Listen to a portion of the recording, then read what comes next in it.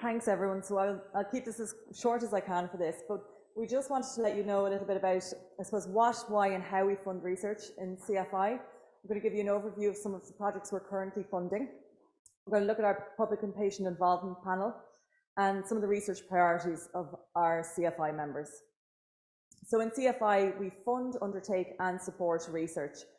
So we fund research through both a prospective and reactive funding model. And what that means is we've identified some of the questions that are of most importance to the CF community, and we invite research teams to submit applications to try to answer those questions. We also respond to any requests from research teams if they have a great research proposal they would like support and funding support for. And we try to have international experts in the field review those applications, and we also, very importantly, have people with CF review the application to make sure that it's relevant and to make sure that the proposed research is acceptable to them. We fund high quality, internationally competitive and person-focused research. So as been said a few times, obviously the goal of research is to find a cure. And until then, we hope to improve the quality of life of people living with the condition every day. We know that fundraising income for us is incredibly difficult. So we try to maximize the potential of any income that you do fundraise for us through the likes of joint funding schemes. So this is where CFI would fund 50% of the costs of the project, and we use state funding to support the other 50%. We also undertake research, so we're incredibly lucky in Ireland to have the CF registry, and I know you're going to be hearing from some of my colleagues there later on today. And that data is incredibly important to support the work of lots of research teams and also some of our advocacy work. And we try to supplement that data sometimes using surveys to collect things that aren't typically part of what the registry collects. And we use that data to support our policy and advocacy work. And I'll tell you a bit more about some of the examples where we've used that recently. And then when we can't fund the research projects, we also support research teams in other ways. So that's through maybe disseminating the results of their projects back to you all, to supporting them with trying to find participants for a trial, and also through our public and patient involvement panel. So our next speaker, Jen, is going to tell you a little bit more about the importance of PPI in research, but just to introduce the topic to you.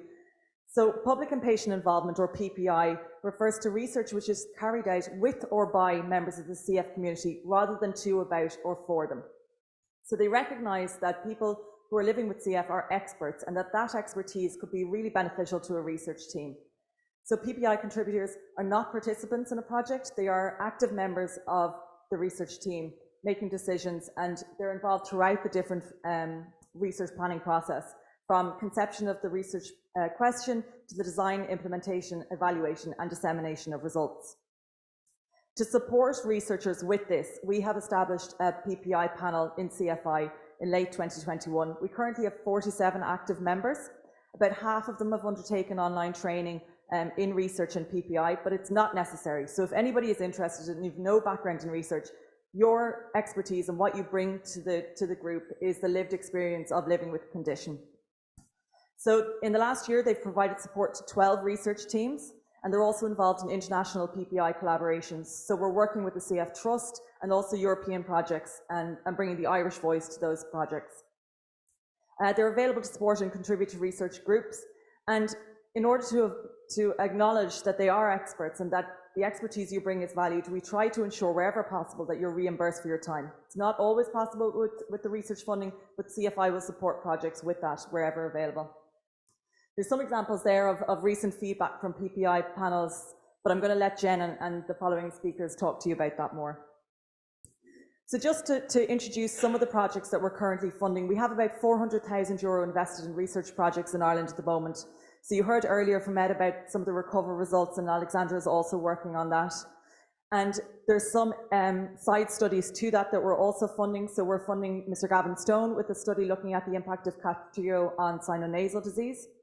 And another side study that we're supporting is by Robin Mulligan, who we're delighted to say is here today, and she has a poster over there, so please do go and have a look. And it was evaluating the experiences of adolescents when they started on Kaftrio. So please do take time over lunch maybe to go and chat to some of the poster presenters who are here with us. Another study we're funding is down in Limerick with Dr. Audrey Tierney, and this is exploring diet quality in cystic fibrosis, and particularly she's looking at the barriers and enablers to eating a healthy diet when you've got CF, again in the era of modulator therapies. And the lead researcher on that, Mr. Cian Graney, is also here with us, and he has a poster, and again, please do make sure to go and have a chat and look at some more of the results of that. There's a team in Cork who are looking at periodontal disease in CF. So this again is looking at the long-term impacts of all the therapies and drugs that are taken and the impact they might have on oral health. As I mentioned, we do work a lot with those joint funding schemes, and Jen Balfe, who will be speaking to you next, is a PhD student who's doing work into fertility and pregnancy with CF, and she'll tell you more about that in a minute. And we were very, very lucky this year. We submitted 2 applications to a HRB-HRCI joint funding scheme. We were delighted that both of them were accepted for funding. So this is quite a prestigious award in Ireland. It's quite difficult to get the funding. The first one, which is by Dr. Caroline Heary, who you're about to hear from also shortly, she's looking at the pathways to improving the transition to adult services and enhancing self-management in adolescents. And the next study is led by Dr. Marion Rowland, who you saw last night receiving the Clinician Award, and her colleague, Dr. Emer Fitzpatrick, and they're looking at CF liver disease and predicting and prescribing for that in the era of modulated therapies. And just because they're not here today, I'm just going to give you a quick overview of that study. So they're trying to use data from the Irish long-term follow-up study of CF liver disease. It's a longitudinal data set that we have in Ireland, and we're very lucky to have it. It's over 10 years of data on CF liver disease. And they're going to use that data to see if they can develop a prediction tool to see who is likely to develop CF liver disease. The idea being that if you can predict who might develop CF liver disease early, there might be options to treat them at that point. They're going to then validate this tool using a data set using patients from King's College London, so it's a partnership with researchers there. And at the same time, they're going to use the data set to look at the impact that the modulators might have on CF liver disease. And I know we had a question about that earlier. So they're trying to see, do modulated therapies reduce the risk of developing CF liver disease? And also in those with established CF liver disease, do the modulators make any change in the course of CFLD? Sorry. So when we can't fund projects, as I said, we're also involved in supporting research in other ways. And just some of the projects that we're working on is with Professor Patricia Fitzpatrick in UCD. And she has the Irish Comparative Outcomes Study. And again, there's a poster here today. Rini Vatnagar, who's working on that, couldn't join us, but we have a poster there. Other studies have looked at the realities of living with CF in Ireland. And Michael Toomey, who you might remember before, who developed a patient booklet, which was to help with memory recall during it. He has now developed an app called I Know Me. And if anybody's interested, he's looking for people to trial that app, and we've details out the front for you. So how do we know what's a priority? And Alexandra, I think, touched on this study that was done in London, and it's with the CF Trust and in conjunction with the James Lind Alliance, and they developed a priority setting partnership for people with CF across Europe to identify the top 10 priorities for clinical research in CF. And some of those, and I think a lot of it has been said already, there's still areas that need a lot of work. So things like what options are available for those not able to take current CFTR modulators? What's the best way to diagnose lung infection when there's no sputum, so for people on the modulators? How do we relieve the gastrointestinal symptoms? How do we manage aging? Is there a way of reducing the negative effects of antibiotics? What are the long-term effects of medications, including CFTR modulators? What are the effects of the modulators on systems outside of the lungs? What are the effective ways of simplifying the treatment burden, which I think has been discussed a lot and certainly something that our members have said to us? Can genetic therapies be used as a treatment for CF? And is there a way of preventing CF-related diabetes in people with CF? This was just finalised at the end of last year, and at the same time we asked our members what they would like to see us put funding investment into from CFI, and very, very similar things come up here. So you have said to us you'd like to see therapies which may be effective in delaying or preventing progression of lung disease, the long-term effects of medications again, ways of reducing the treatment burden, that was number 3 on our list, effective exercise in CF, nutrition and diet, aging in CF, effective methods of treatment for bacterial infections, supports for siblings and family members of a person with CF, and I think Alexandra touched on that as well, how difficult it can be for the family members, research to relieve the gastrointestinal symptoms, and psychological supports to improve quality of life. So we hope going forward to be able to invest some research to answer those questions or to find out more about those areas. So again, as I said, we do undertake some research in-house, and lots of you would have been very kind to have answered the surveys that we've had out recently. So for the Kaftrio 35 campaign, we had a survey to investigate the experiences of people who are both on Kaftrio and not on Kaftrio, and that was used to support a health technology assessment application that we put in. We also had the CF Ireland member survey, and that's given us some information that we have used so far to support an application to the Department of Health, looking at fertility support specifically for people with CF. And we're going to use more of that data going forward as well.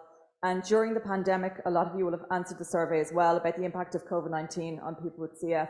And again, we use that data to sort of support the advocacy work towards improving the prioritisation of people with CF for the vaccine. And also, I think summaries were sent into the National Clinical Programme to see if they could provide additional support. So another thing that we've undertaken in-house is we evaluated an e-bike pilot scheme. So we provided support to 20 people with CF to purchase e-bikes, and then we monitored them for a year to see how the e-bikes, it did improve quality of life or how they found it. And just to really thank a master's research student, Ginny Canwa from UCD, she's also here today, and she has a poster showing far more of this data, so please do go and have a chat with her about that. She did the analysis of this as well.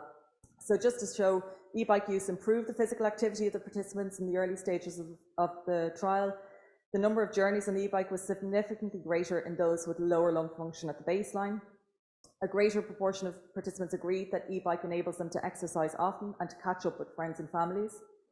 Regardless of the participants' baseline FEV, gender or health status, people with CF agreed that they exercise more with an e-bike than a standard bicycle. And e-bikes also allow participants with low baseline FEV1 to make more journeys.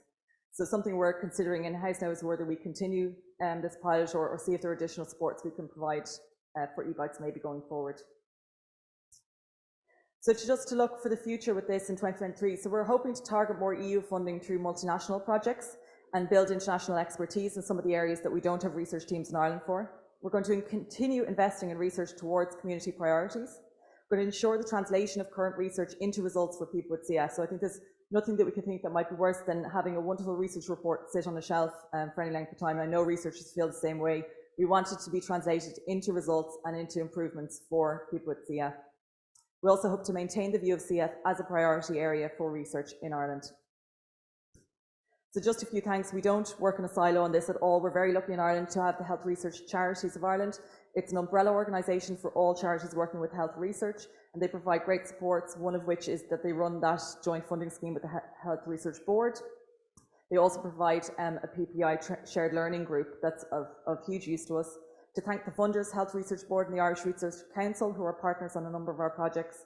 For CF Europe, I know Philip and myself work on some of the research subgroups there. Huge thanks to my colleague Liz Jakes, without whom we definitely couldn't do half the work in research. To all the staff in CFI, many research teams approach us with queries and they're always so incredibly helpful and willing to support them. To our fantastic PPI panel, without whom really we wouldn't be able to do a lot of this, and they really make sure that what we do is of relevance and importance to you all. To the research teams, it's not easy to do, and we're so lucky to have such incredibly talented researchers working in this country, and I really hope you agree by the end of the day at some of the incredible work that's been ongoing. So thank you to you all, and finally to the CF community, just to say thank you. We really appreciate your support and participation in all the research. I know it's never easy, but we're really thankful for it. So thank you.